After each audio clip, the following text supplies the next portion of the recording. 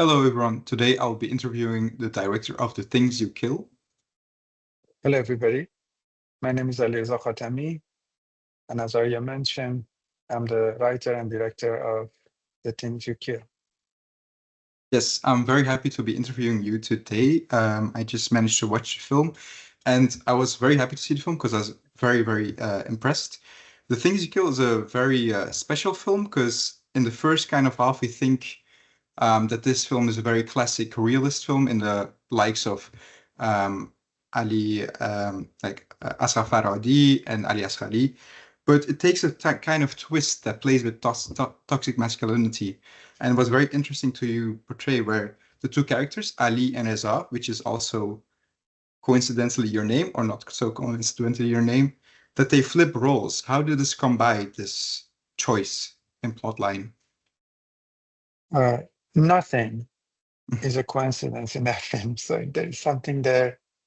It's been well thought and planted there.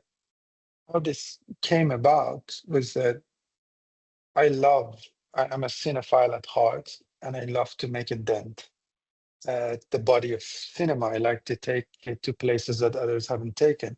And usually when you watch a movie from a brown filmmaker, you don't expect a formal uh, a twist on things. You expect the usual, because the brown subjects are only good to tell their stories in the social realist mode, Yes, presented in the exotic way, which I completely resist. So it was important for me that it has a formal push to do things that other people haven't done it.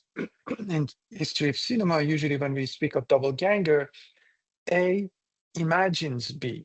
And at some point, through some montage, we realize like A imagined B, B never existed.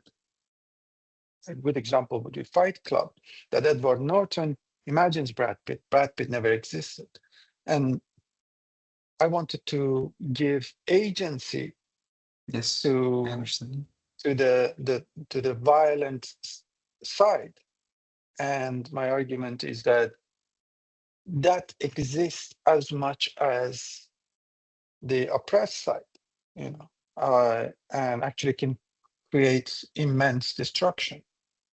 And I thought this is a very interesting way of shifting things around halfway through the film and completely shock the audience in a Brechtian way, that Yeah, you suddenly exactly. wake up in the middle of the film and look at your friend and say, what the fuck happened? What's going on? Yeah. And this distance creates a space for thinking, which is very important to me.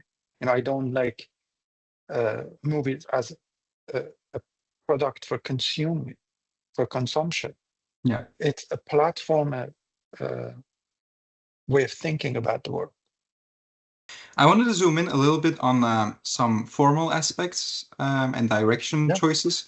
There's a big recurrence of mirrors in your film, or Yeah. of a barrier or a mirror.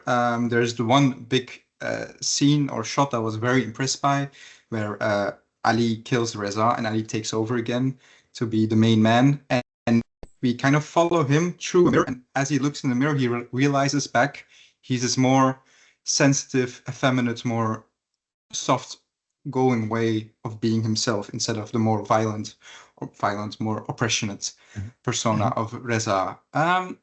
How did it come by, this choice of mirrors, even also before, during the sex scene, the first sex scene, or in the car where he's having a breakdown, a panic attack?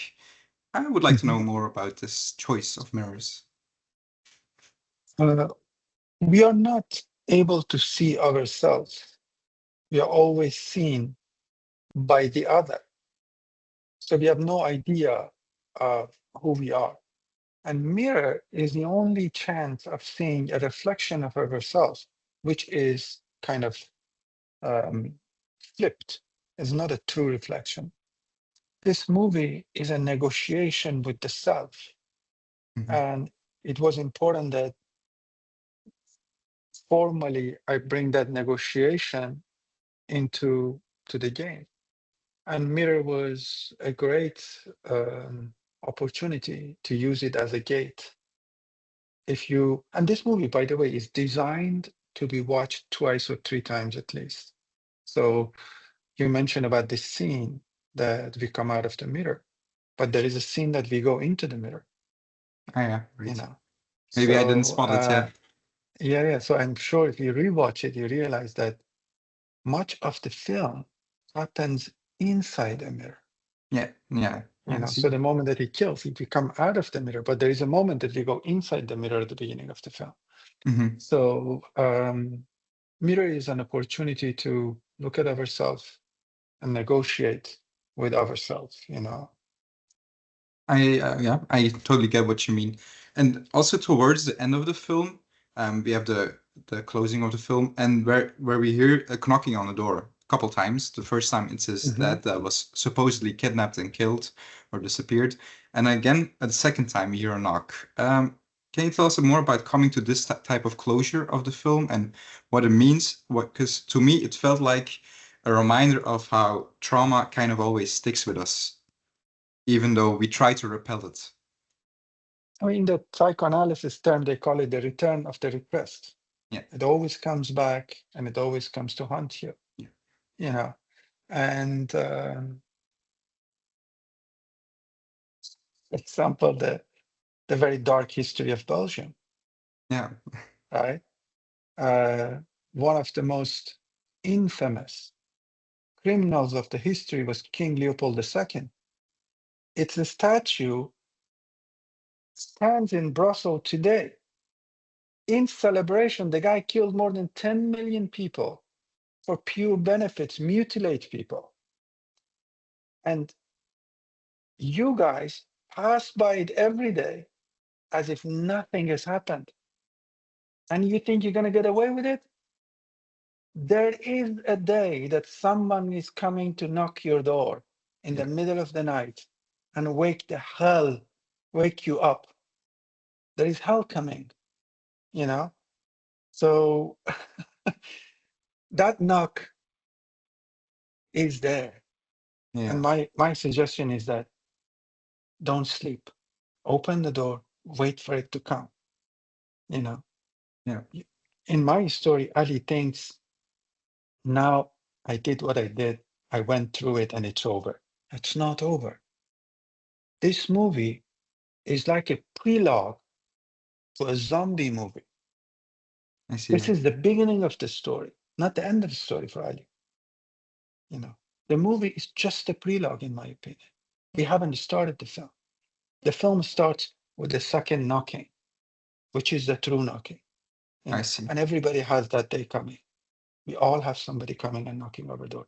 And if you think you don't have that, you're sleeping. No, it's true. Everyone has their own demons, and it always comes to come back, and you have to be able to look inwards. I completely agree. You mentioned this is could be a kind of prelude. Could we ever get a follow up then? No, Oh, no, okay. the follow-up is the nightmares that you live. That's the true film. That's You know, great. now there is no follow-up into it. Yeah. No, I In that understand. sense, you know, for me, the follow-up is that which lingers in the mind of the audience. For me, filmmaking is participatory. I bring something to the table, and you, as an audience, bring something to the table. Everybody told me this is a movie that it's very difficult. People don't get it. People will walk away. No, they didn't. I trust in you. I know that a lot of people take audience as a stupid. It's not true. Masses are not stupid. They're smart. They're very intelligent, and they like to be challenged. They like to think, you know.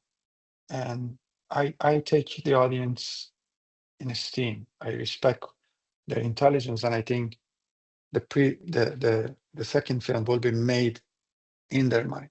In their minds, yeah. I think the things you say remind me, and I know you must get this a lot, and every text, Mhm, every review, every whatsoever mentions mhm, this, but there's a certain Lynchianness, I apologize for saying, mhm, to your mhm, film. I must imagine you're kind of in a way inspired by one of the greats. And even though you mentioned you didn't want to be secluded to boxes or by nationalities, mhm, to me it did feel like a socially realist Asghar Farhadi meets Lynch way. How was mhm. it to be inspired by these filmmakers, especially like David Lynch? Did you feel Mhm. inspired or? Uh, Lynch was one of the very first filmmakers which uh, showed me cinema doesn't have to be one way.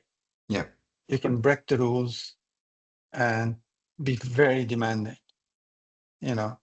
And also Lynch showed me that I can embrace my demons yeah, and bring them to the table. So he influenced me significantly that way. And it's an absolute honor to be referred that way, you know. I will wear that as a badge of honor. But I never wanted to copy him, yeah, yeah. you know. I didn't want to be a Lynchian filmmaker. I wanted to be a Khatami-esque. I wanted Yeah, to be my stamp on it.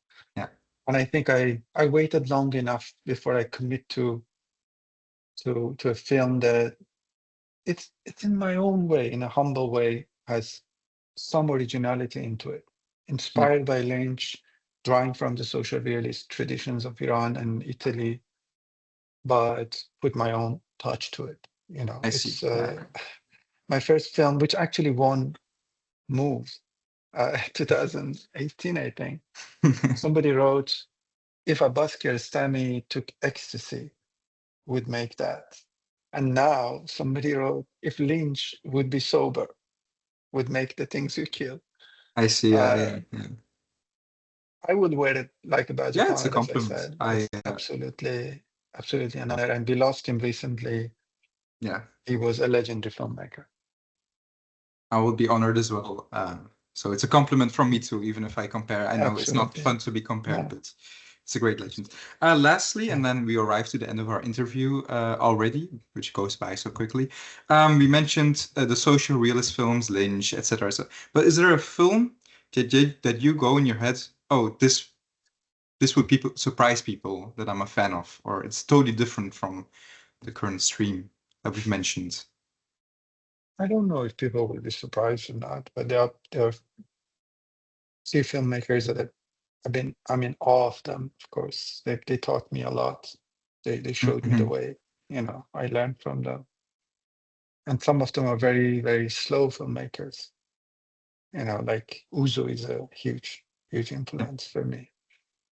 Um, yeah, I'm more influenced by the filmmakers that I haven't watched much, Yeah, you know, than people that I've watched a lot.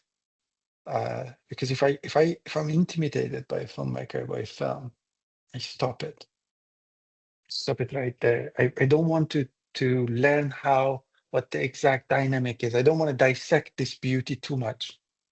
So love to have this erotic distance with the work, you know.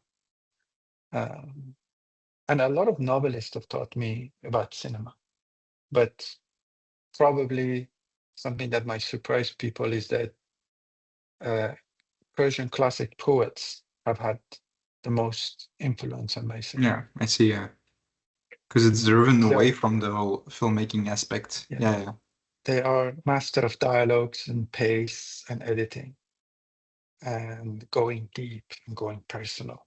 You know, that's been really, really amazing, rich resource that I've had to draw from. all And right. Oh, thank you sorry. so much, Aria, for giving me the chance to talk to you. Yeah, I'm very happy as well. I was gonna say, I was very happy to talk to you and was very informative, and you made a lot of correct standpoints and interesting standpoints that I hadn't thought of before. So it was a pleasure for me. So thank you. Absolutely. Thank you so All right. much. You have a Thank wonderful you. evening, and thank you, everybody, for watching the film.